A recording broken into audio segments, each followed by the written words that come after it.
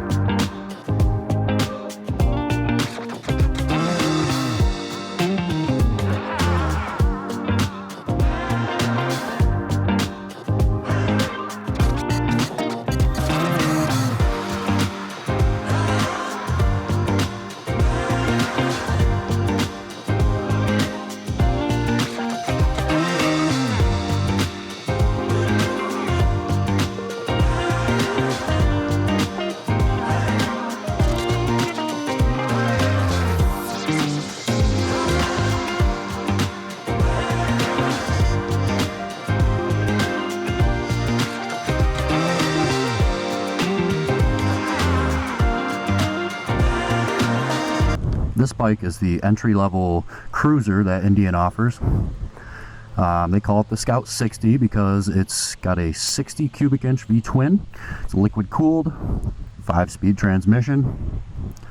60 cubic inches comes out to about 1,000 cc's. I believe it's 999 cc's. The one thing I have to applaud Indian with is their price point for this bike. With ABS is an option on this bike, and if you don't get the ABS model, this comes right under 9,000, which is amazing for a bike of this quality. What's the difference between the Scout 60 and the regular Scout? Well, the regular Scout is way above 10 grand, dual disc front brake, ABS, comes with a 6-speed transmission instead. Also, the regular Scout puts out about 100 horsepower, and this bike puts in a little under 80 horsepower. That is nothing to scoff at. I love the way that the radiator looks. They got it going up and down. Gives it a very retro look to it. But I actually like the 60 better than the regular Scout because I find it to be more aesthetically pleasing. It's got the black engine, the black heads, whereas the regular Scout actually has silver on top. So I've always appreciated the all black look to this bike. Did I also mention that the suspension is adjustable? This bike has a 3.3 gallon tank, and it weighs about 542 pounds. So this thing is maybe 40 or 50 pounds heavier than the Vulcan S that I reviewed. I love the way that it looks. You know, the short drag bars. It's a smaller bike. This thing ought to be light and flickable with a decent amount of power. So let me throw a leg over this thing. Oh geez, alright. So first thing I notice is that kickstand was very pleasant. Snaps right up. Reminds me of my Triumph. First thing I notice is how light this is. How incredibly light. I would even go to say that it feels as substantial as my Speed Twin, which weighs like 450 pounds. So already I can tell how low to the ground this bike is. This adds to the weightlessness that you feel when you're riding it. It's got bar and mirrors on it. I'm loving this. The clutch is super light. The clutch is actually very light for a cruiser. I will say my clutch is effortlessly light, but this isn't too far behind. This really isn't too far behind. This is just a very light feeling bike. So, all right, without further ado, key is off to the side. All right, looks like it's got a gear indicator. It's got some stuff here. I'm not quite sure how to switch. Oh, here we go. All right, so there's a little trigger on the left side of the handlebar that lets you switch. Let's see, it gives you RPM readout. So the speedometer is on the outside, gives you RPMs on the inside. Looks like it gives you temperature readout, not ambient air, but probably oil temp. Man, it even gives you volts, miles, a couple trip meters. Okay, just one trip meter. Nice. Okay, it's even got a little clock there. How neat. I like the profile of this. It just looks sexy. It's got a very sexy profile to it.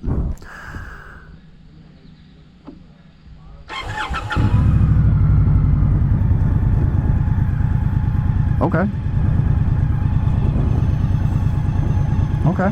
You know what? That doesn't sound too bad. For you guys,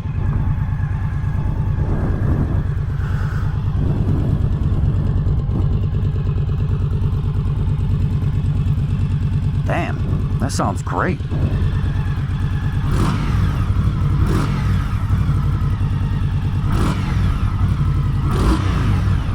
Dang, okay. For a 1000cc V-twin, this sounds great. These are the stock pipes too. Awesome. All right, let's take this thing for a spin. I can't wait. Now, this is still in the break-in period, so I will not be doing a 0 to 60 on this thing. Wow, that was a solid shift into first.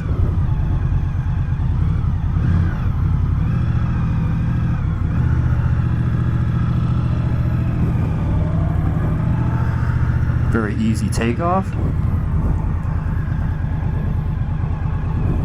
It's got the turn signals on one side, just how I like it.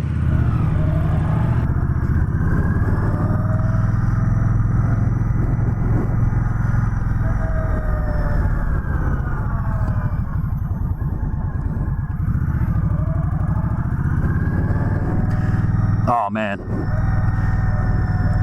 dude, this is like totally. This is a totally different style than the bike I ride, but this feels so much like my bike. So I think the reason this feels so similar to my bike is that the bars are so low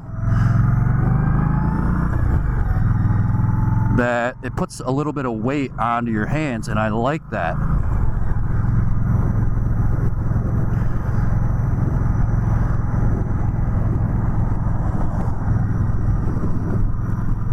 The seat is a little hard for me.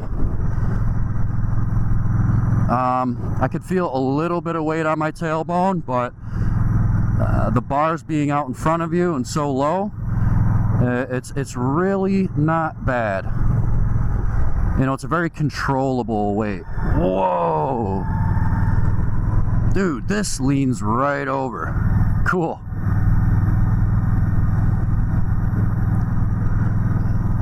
Very similar to the Vulcan S. I'm gonna bring the Vulcan S up a lot because that's the only like 500-pound cruiser bike that is light and flickable and breaks all the rules of cruisers. It honestly does. This bike breaks all the freaking rules with cruisers. Cruisers aren't supposed to be light and flickable. Oh, nice. That downshift was fluent. I did a little blip there.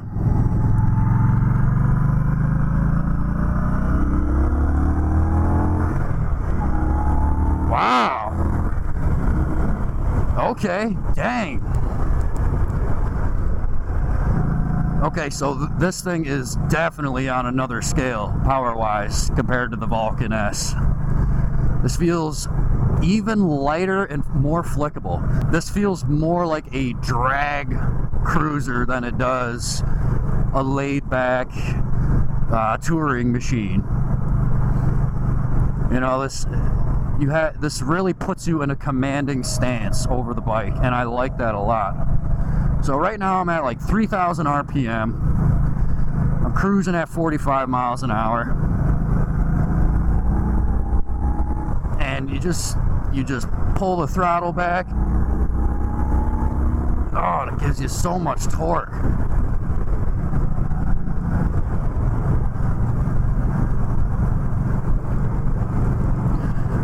You know what? First gear was very clunky.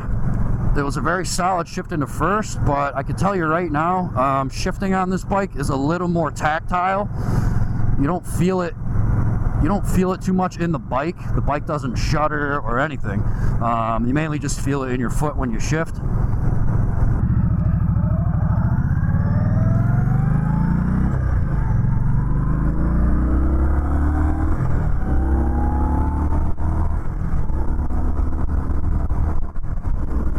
Yep, okay. Alright, I just tried to shift into 6th. Gotta remember, this is the Scout 60. It only has 5 gears, not 6. But that is alright. My Rocket 3 had 5 gears. And I appreciate a bike, even of smaller displacement, that allows you to just kind of chill in whatever gear you want. A bike that has power all over the rev range. I really appreciate that.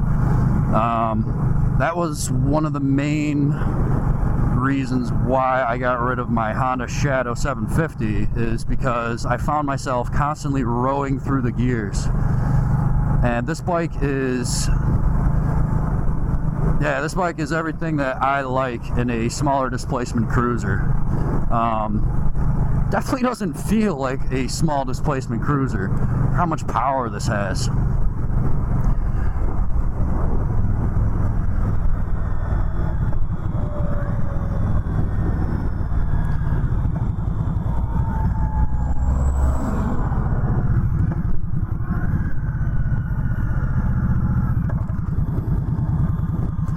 I know I've been staring at the handlebars a lot, but I really am enamored by this dash that I have here. Very, very minimalistic, but holy crap, is it black, and I love it. I love all black bikes, man. I really do. That's totally my style. This is definitely my style of bike. Holy moly, very easy to back up. Being so low to the ground, you can really maneuver this thing. Now, I've made a lot of ride-in reviews, but... Oh, jeez. So I made a lot of ride-in reviews. I'm sure as many of you know, I don't really have enough time to give a true ride-in review. All these videos are basically just first impression videos. This is my first take on it. This is the first time I've ever been on a Scout 60. So in my short time that I have to ride this bike, I really can't say I like this more than the Vulcan S. It just has more power. It's got more torque. It puts me in a more commanding position. It might even be a little lower to the ground. This is definitely a retro cruiser that I can't even call it a beginner cruiser. Like, this thing has a ton of power.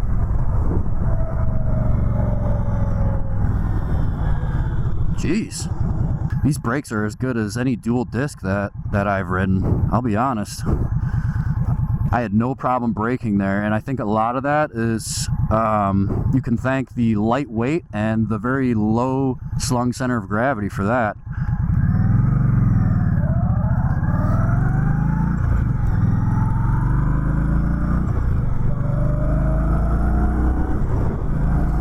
Oh, nice.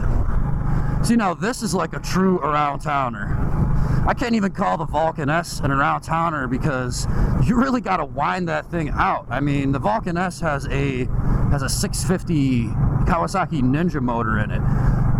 This bike has a ton of torque. I mean, you can really zip around town in this thing. I am in top gear at 2,800 RPM. I'm doing exactly 50 miles an hour. And when you twist that throttle, it doesn't kick you in the face. But I just went from like 50 to 70 in no time. This bike is very quick. Obviously, this is not my bike. It is still in the break-in period, and I respect anyone's machine as if it were my own. So for that reason, this bike is currently unfit to do a 0 to 60. If I'm going to do a 0 to 60, I want to get the fastest time that I could manage. Well, guys, that's my quick impression of this thing. That's my little ride and review. Sorry I didn't give you much scenery, but there's a lot to look at on this bike. Very beautiful bike. Honestly, I can't call it a beginner bike. This is like a great bike for the money. I can't believe that this comes in just under $9 grand. Yeah, it really is amazing. So, please, if you're looking for your first bike, and you've never ridden before and you're looking for a good beginner bike or something that's not going to leap away from you, but something that will most certainly keep up with your friends on bigger bikes, then look no further. Check out the Indian Scout 60. You will not be disappointed. If you like this video, give me a like. If you want to see more, please subscribe. Hey, you never know. I might even get a chance to ride a Indian Scout bobber next. I would love to ride a bobber and compare it to this one. Neutral is very easy to find, by the way. Just got to put that in there. Neutral is as easy to find as my bike. So, yep, that's all I got.